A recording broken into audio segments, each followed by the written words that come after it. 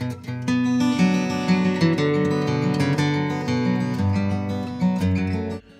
everybody, it's Johnny and Deb with Bound for Adventure. Hey guys, welcome back. So we wanted to give you guys an update on our life here in Gypsy Road, our Class A RV. We are still full-time, and it's been, how long has it been? It's going on 3.5 months, and I cannot believe it. It seems like a week ago we moved in. It's January 9th. It's wintertime. Right, you wouldn't know it here in the Rocky Mountains because it's been raining, guys. It's been like 42 and rain, and this is just such weird weather for us. We have had some, I think the coldest it got one night was 8 below zero. Right.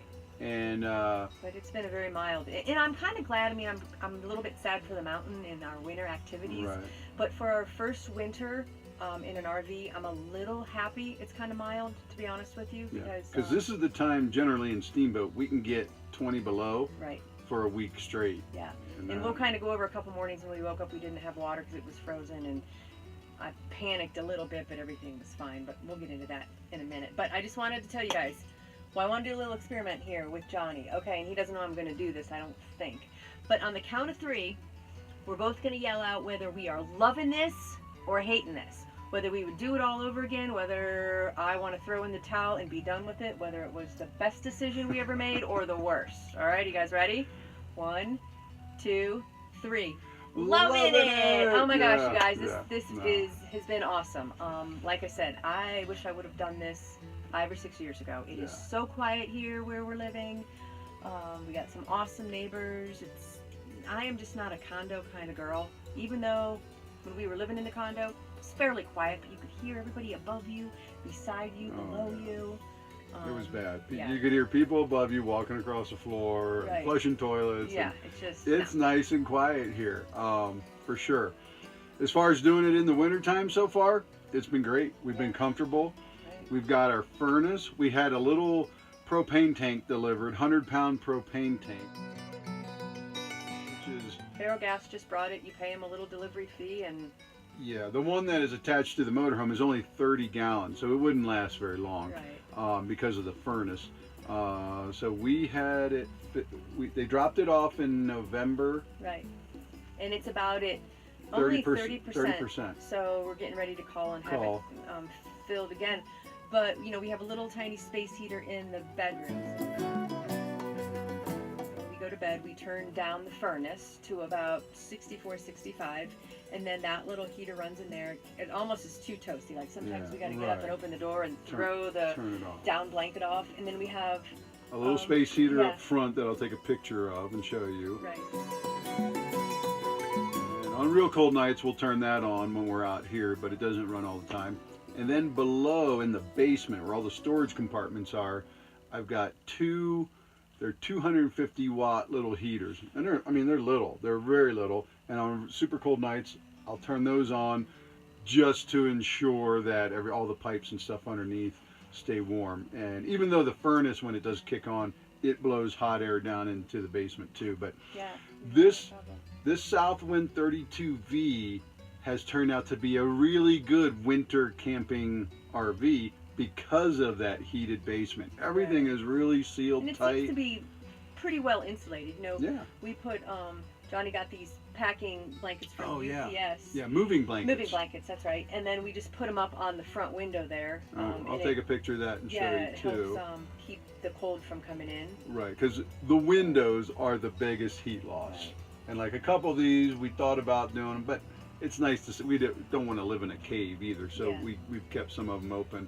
But that's helped. The skirting that we did around the outside, you can watch that video. Yeah, the last video. Yeah, the skirting I think does a lot, because when I go to empty the gray tank and the black tank, I undo that skirting and it feels pretty comfortable. It's always warmer underneath. Again, we've had a pretty mild winter here in the Rocky Mountains. Usually we're used to some colder weather and a lot more snow. But yeah, like I said before, I'm okay with it this year. Just kind of getting used to, because my biggest fear, you guys, of living in the RV park, I lived on a tiny little sailboat down in Key West. Lived in a tent in the Rocky Mountains for a few months. spring, got some huge snowstorms. Mm. So I'm used to roughing it a little bit. But I didn't want to wake up and like not have water for 5 or 6 days and have the refrigerator like freeze and not work. That was kind of my big concern. But Johnny assured me that everything was going to be good and he was going to take care and weatherproof everything, and he did. It's done an amazing job. We've only woken up 2 times, and it wasn't our fault. 2 times when Johnny gets home like super late, I guess you'd call it late, 4 or 5 in the morning from work, or super early in the morning, and he said that the water wouldn't turn on. But by the time I got up at 8:30, it was on. So and it wasn't on our end. yeah, it was on the campground. So I don't know what they do. They seem to be, I think as soon as the sun came up with and things warmed up just a little bit, because we've got a heated water hose that's connected to the campground faucet, which that is heated too. Their end is heated, but maybe it's a little old or whatever. But yeah, as soon as the sun came up and it warmed up just a little bit, we had water again. But what I do is I make sure our freshwater tank in the motorhome is about half full. That way, if we ever do have problems, we've got at least 40 gallons of water, 30, 40 gallons of water that we can run off our pump. Yeah. So and we have water. Living in the campground, you're never going to be. They have really nice shower systems here, and of course a really nice laundry facility. Yeah. So it's not like you're in the middle of nowhere and you're going to freeze to death or go without water. It's nothing.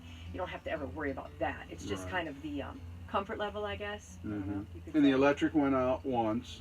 Yeah. On this end of town. Right, but I don't think it was anything that had to do with. And it was probably out for 4 or 5 hours. Yeah. And so we turned the generator on, which was awesome. Yeah, we did. Oh, that's right. We did turn the generator on. We did, and but we've got battery power that will run the furnace. Right. We can switch the refrigerator over to propane, and I think it actually did that automatically. Yeah, and we got so propane. it's been great so far. Yeah, no problems with for those winter of camping. you that don't know our plans, we're going to be here until mid-April, until the mountain closes and basically winter season ends. And then Johnny and I decided we are going to travel all summer. So we're leaving. He's going to leave his full-time job and become a seasonal driver. And then my job is seasonal. I usually get 2 months off on each end of the season. Where my restaurant closes down, I'm able to collect unemployment because they always want us back. So it's a really nice gig where then I can come back in the summer. But we decided, you know what? We're not getting any younger. Life is too short. We are all about doing the things we want to do now while we're still young and healthy, because who knows what tomorrow brings. I'm 53, Deb's 40-something. I'll be 47 this year. I don't care. I weigh 112 pounds and I'm going to be 47. So you know what? I'll say my weight and my age. So I say 53, man. I only got 15, 20 years of hardcore adventure left in me, so I got to get going. Right. But yeah, our plan is to explore, adventure, rock climb, hike, live life. Raft, kayak, mountain bike. We're only going to work for the man we're going to try this lifestyle of 5 months, hard work in the winter. When I say hard work, I mean work quite a bit, make enough money for us to live the whole year on. And I'll do a budget video. I'm not super detailed at budgeting, but I'm pretty good at knowing what we spend every month on food, on rent. We'll find out what we're going to spend this summer in gas, but I kind of have an idea of how that's going to work. And so we can basically live on $1,800 a month budget. So if we can save what we save in the winter and make it last all summer, it's going to be a little tight, but we can do it. And if we can sell some of our jewelry, like at farmers markets, or even, and I know I've been saying this, but I'm going to start an Etsy account. We got to get making jewelry and get an inventory. Jewelry and leather.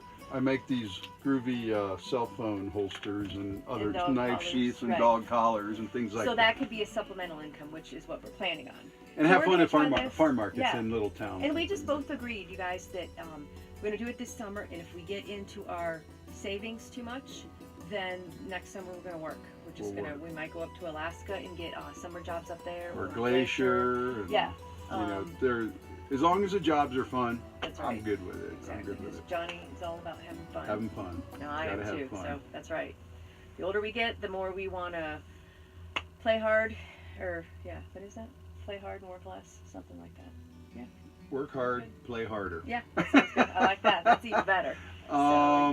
So in the spring, as soon as the weather breaks, I've got a couple projects on the motorhome. Oh, one of the cold weather stories we have is Deb got up one morning and took Choopy out to go to the bathroom, and when she came back in, she said, "Honey, is water supposed to be flowing out that vent?" I should have taken a video of that because it looked like Niagara Falls coming out. Yeah, I'm like, no, water's not supposed to be flowing out of anywhere right now. So, in our big refrigerator, freezer, it even has an ice maker, which we've gotten really spoiled with, and I didn't think about it.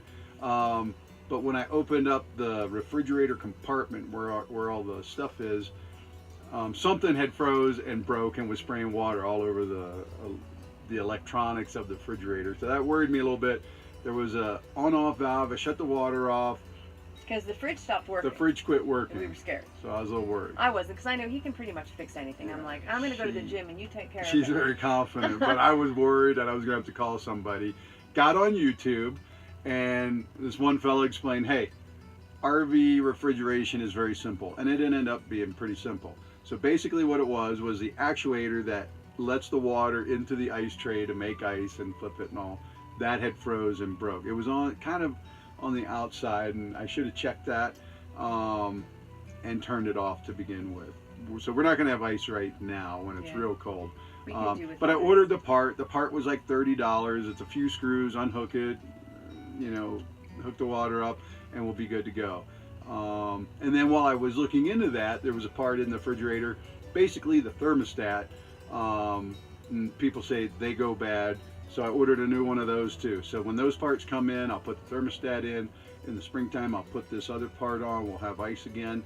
Yeah, guys. So I mean, basically, we went from spending about $1,300 a month to live in a condo here in a ski town in Colorado.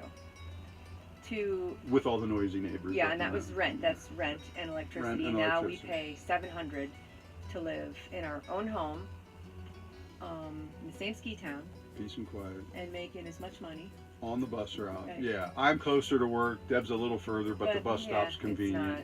It's not bad at all taking the bus. It's pretty quick. So, like I said, I would do it all over again in a heartbeat. In fact, I'll never go back to. And I don't even know if Johnny and I, everybody asks us, are you going to settle down and buy a house or property someday? And you know what?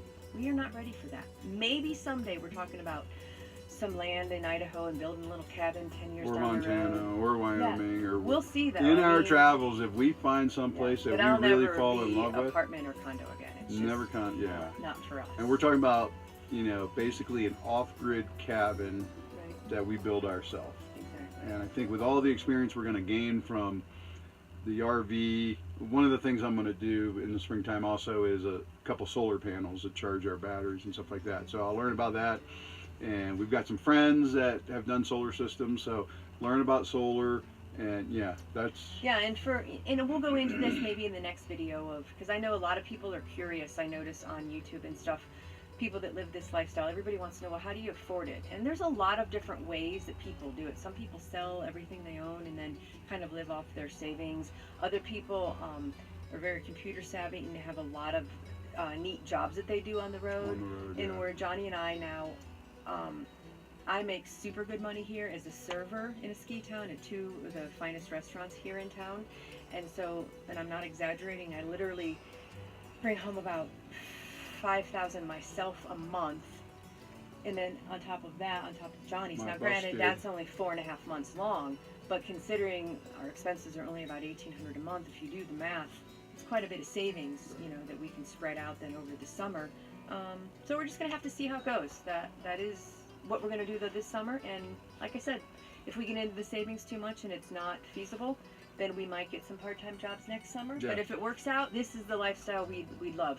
Basically 5 months of work, hard work, longer hours, and then 7 months of being on our own time, our own schedule, not getting up to any alarm clock, not working for the man, not being on anybody else's schedule, just doing what we want to do. Right. And so that is the ultimate goal.